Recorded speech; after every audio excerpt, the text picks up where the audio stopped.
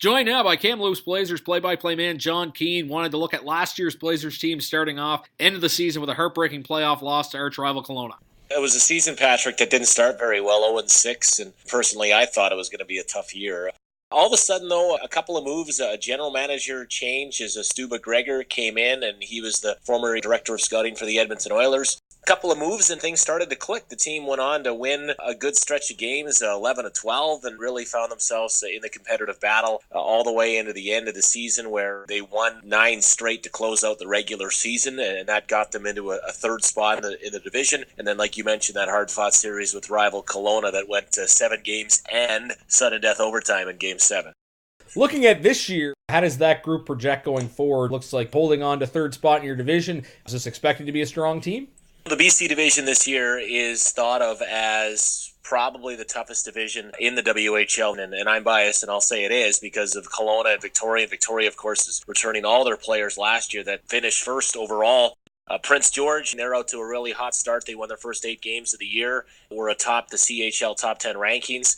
This is a year they've been building for as far as their age groups. They have a ton of 97s and a good group of 96 forward, and they're probably the oldest team in the WHL. Then you have Kelowna, and you have the Blazers, who feel that they're ready to make a drive into a playoff run as well. And some people around the league have said it could be the best division in the CHL. The Blazers are right in the battle, hoping that they can be a team that sticks to the forefront because of their X factor, and that is, for my money, the best goaltender in the WHL, if not the CHL, Connor Ingram, a guy that you could see wear the maple leaf here in December at World Juniors. You mentioned Connor Ingram. I wanted to ask about him, and along with the rest of the draft picks, 4 of them in Kamloops right now: Rudolfs Balcers, Deven Sideroff, Garrett Pilon, and, of course, Connor Ingram. Tell us about that group.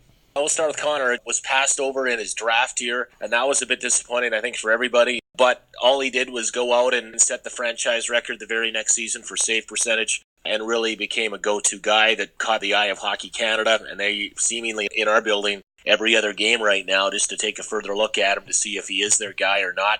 Tampa Bay Lightning had him number 1 on their draft board as far as goaltenders across the CHL and North America, and for that matter, the world, and they got a chance to take him in round 3, and that's what they did.